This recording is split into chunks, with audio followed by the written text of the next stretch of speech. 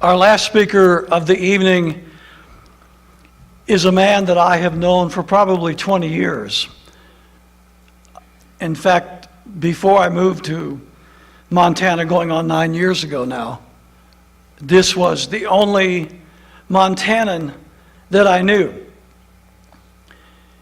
And I got to tell you, in all of my years and all of my travels and all the people I've met, many great and wonderful men and women that I've had the opportunity to meet and to be associated with and to work with in various causes all over this country, I have never met a finer Christian gentleman and a finer American patriot, a finer lover of liberty, and a finer representative of our great state of Montana than my dear friend, Rick Jore.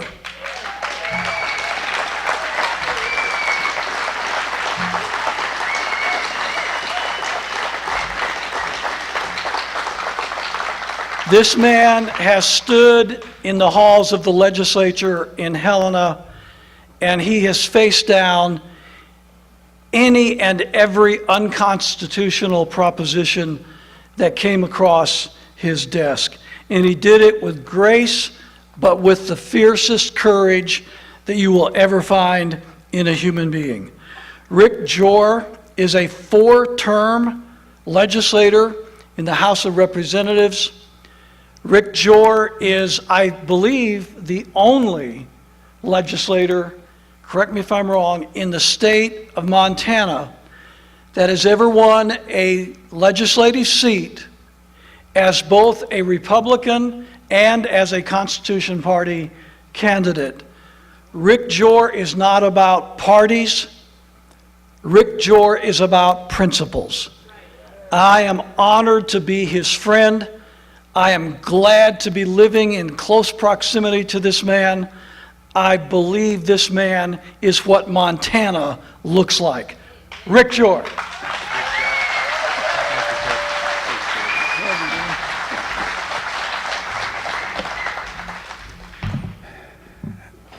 Thank you very much, Chuck. And Chuck is always more kind than he should be to me. I appreciate that. And I have to say, I'm intimidated because so much of what is in my heart and in my guts has been conveyed, and I appreciate that. But I want to just get to my points, and it may be a reiteration of what you've heard, but I think it's important. And I want to first say that my rights do not come from the Constitution. I do not have Second Amendment rights. And I think words are important. And sometimes we get caught up in the box of our statist adversaries who think everything should and does come from government. But like Mark just said, and Seth Bergley said when he quoted Frederick Bastiat,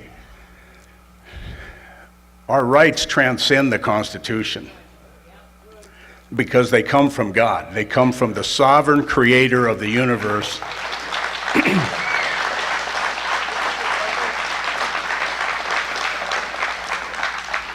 And I want to suggest to you that you cannot expect your rights to be secure or unalienable in a secular democracy.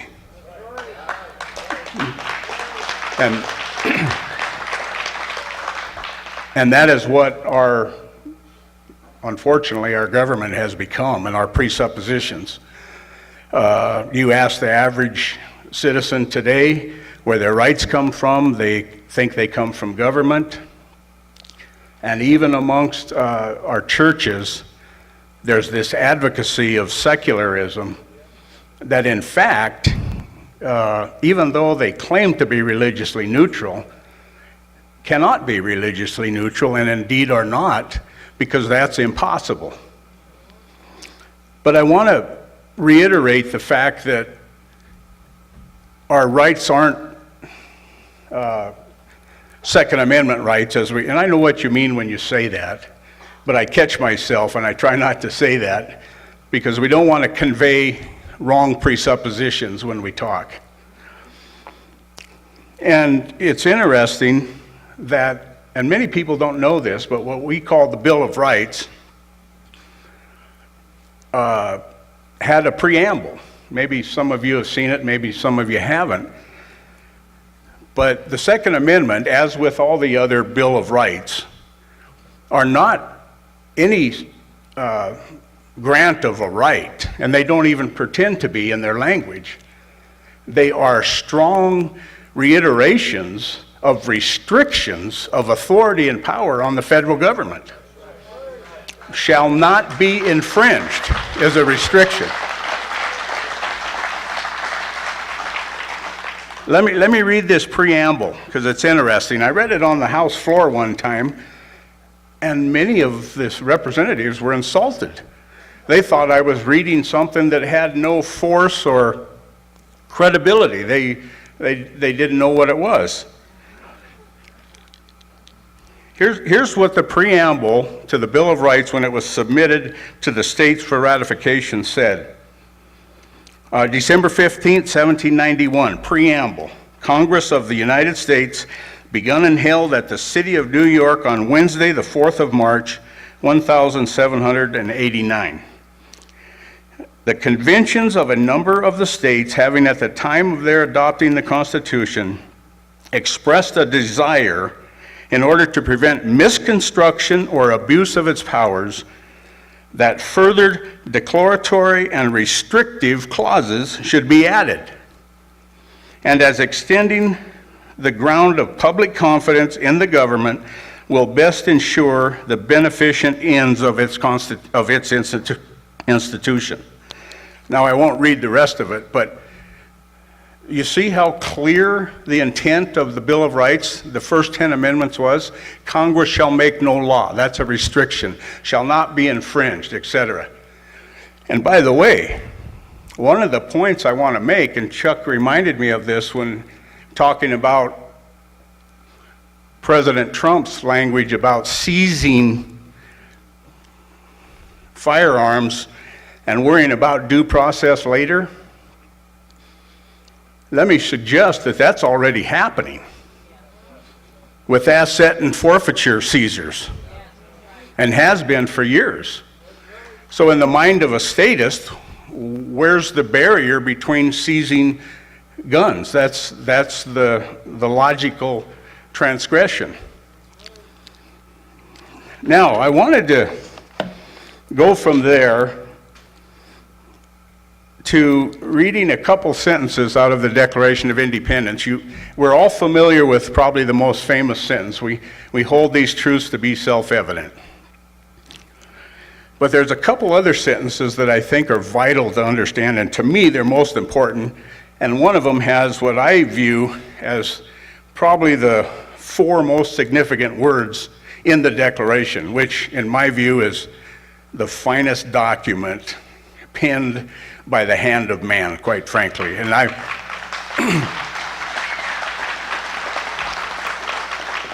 and don't misunderstand me, I'm not including the scriptures in that, which are God-breathed. I'm talking about man-written documents. But listen to this.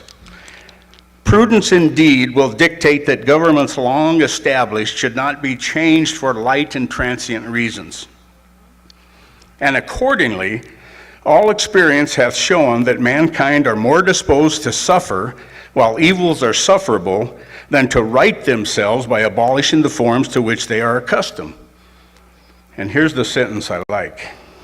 But when a long train of abuses and usurpations, pursuing invariably the same object, evinces a design to reduce them under absolute despotism, it is their right, comma, and the 4 words that I think are the most important, it is their duty to throw off such government.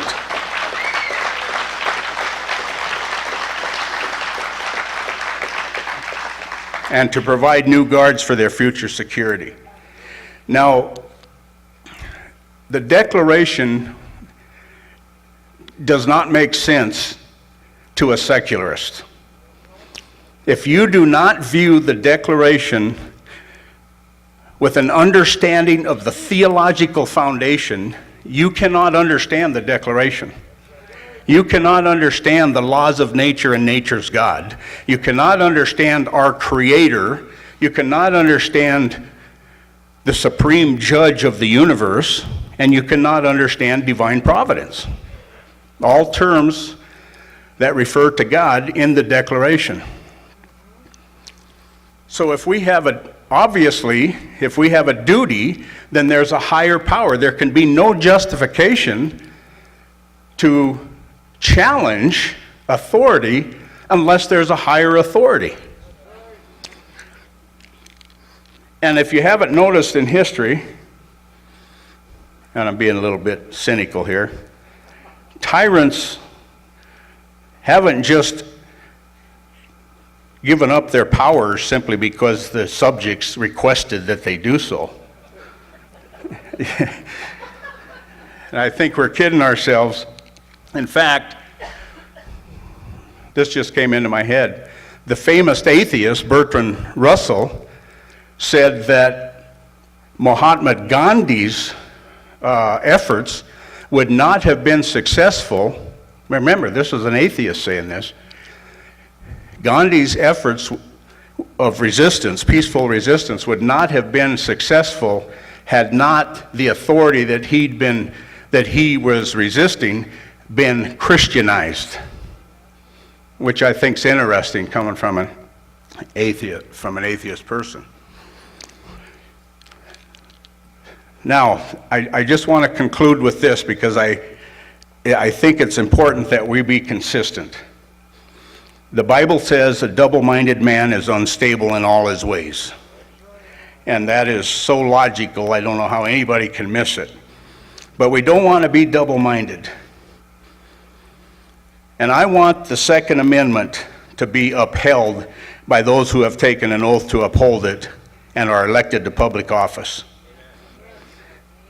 But in no less fashion, I want the rest of the Constitution to be upheld by those who have taken an oath to uphold it.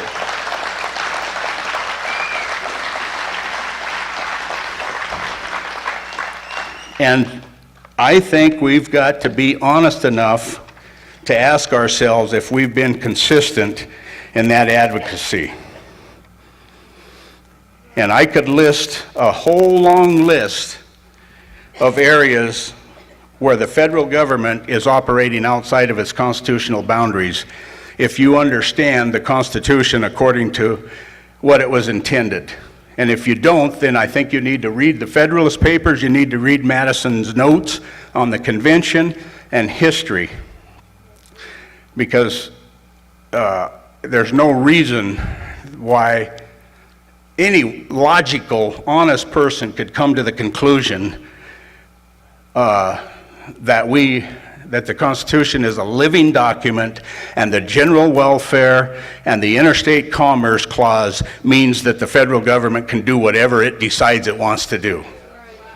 That is an absurd conclusion, and there are specific arguments against that. But listen, are we being consistent? Do you support?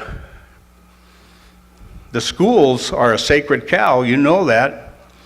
And I hear conservatives talking about more federal money for the schools. We've got a Department of Education that just 20 years ago, maybe 22, the Republican platform called for abolishing to fulfill Reagan's promise. And now we're increasing spending for it. So if you support more spending by the federal government in the arena of education, you're advocating violating the Constitution. And I would say you're...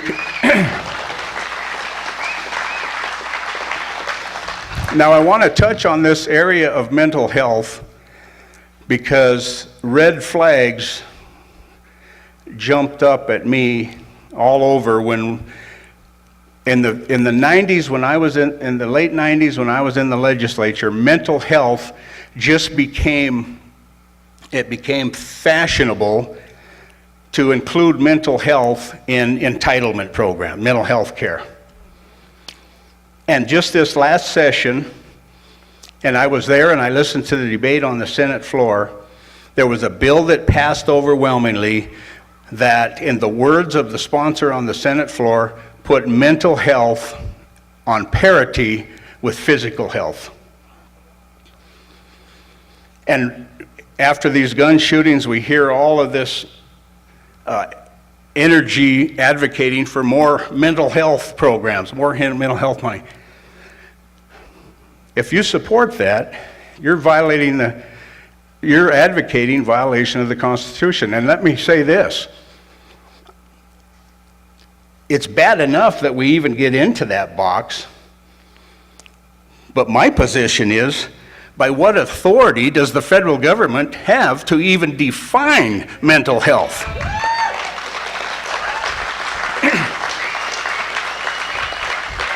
And I hope you can see the danger in any government at any level assuming the authority to define mental health, because they define me as mentally ill, believe me. And in fact, that reminds me of a point I don't have written down. I stood on the floor of the House one time. If you're not in the status box, usually you don't fit into the discussion. But I stood and challenged, we were debating a bill to increase spending on an entitlement program from, I think it was 150% to be eligible to 175% of the federal poverty level. And so I stood up and I said, I am offended that the federal government even assumes the authority to define poverty. Where is that in the Constitution and the enumerated powers? But of course, well, I won't even get into that. Now, let me get into one that's kind of hot here, and I may even offend some people. And I never intend to offend people, but sometimes the words offend people, the message, so that's not my intention. But we're dealing in this area, I'm sure it's big like across the state, with this issue of so-called public lands. That's a wrong term. It should be called government land. And if in the name of public access or any other recreation, you support the federal government, the assumption that the federal government legitimately owns all of these national forests, then I would suggest that you're not consistent with the original intent of the Constitution. This is not an issue of public access or hunting rights or even management of those lands. This is an issue of authority. Where in the Constitution, and I cannot come to any conclusion that the founders intended for the federal government to own these vast acreages of land.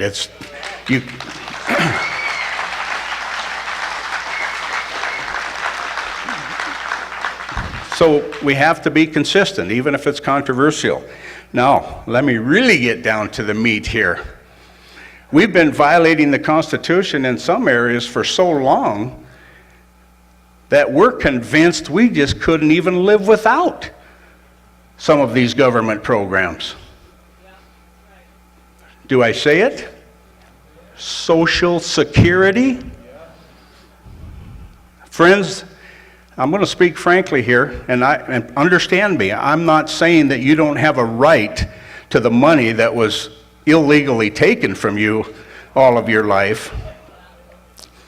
But there is no and by the way, that program was legitimized by a 5-4 vote of the Supreme Court. Which brings me to my last point. I don't want to go on too long here. Where in the Constitution is there any language that says the judicial branch is has exclusive authority to determine the Constitution? Would you point that out to me? But what's the assumption? And they'll quote Marbury versus Madison, and I've read that, and nowhere in that decision did Marshall even hint that the courts had exclusive authority. If the courts have exclusive authority to determine the Constitution, then logic would tell us that the oath of office of every officer in the other branches is entirely in vain. And this is exactly why we have not seen a check and balance in operating as it should in our Constitution when our Supreme Court cites international law to uphold, to justify their decisions. And let me just make this point. Most of Congress and most of the media, because they continually put this forth, think that federal judges serve for life. Did you know that's not in the Constitution? Federal judges serve during good behavior. Now, who's supposed to determine good behavior? The Congress, because they have the power of impeachment. And when federal judges cite international laws rather than the U.S. Constitution for their decisions, that's not good behavior. And so don't buy these arguments. Now, I understand that that's the prevalent view, but don't be sucked into it. Maintain consistency, don't be double-minded, and advocate for the Constitution consistently and across the board. We have same-sex marriage. What's the term they throw out? We have Roe versus Wade, basically abortion on demand. We have same-sex marriage because the legislature, the Congress passed such a law, or the legislature in any state? No. So when the media or your neighbors or your elected officials talk about these court rulings being the law of the land, challenge them on that. How can that be? Do you know Article 1, Section 1? And by the way, our founders were not moral relativists. The words that they used meant what they intended them to mean. And the word all, A-L-L, means all. Article 1, Section 1 says all legislative powers herein granted are vested in a Congress of the United States. So if all of the legislative power is vested in Congress, how much is given to the judicial branch? See, we've got to be consistent, folks. So that's the point I wanted to make, and I'm going to close, as I always do, with a quote from our founders, because I find this interesting because of Jefferson's being captured by the secularists of our day, that he is this divine saint of secularism and deism. But here's what he said, and it's right on his memorial in Washington, D.C., as I understand. I hope to see it someday. I haven't seen it yet. Can the liberties of a nation be secure when we have removed their only firm foundation, and that is a conviction in the minds of the people that these liberties are a gift from God?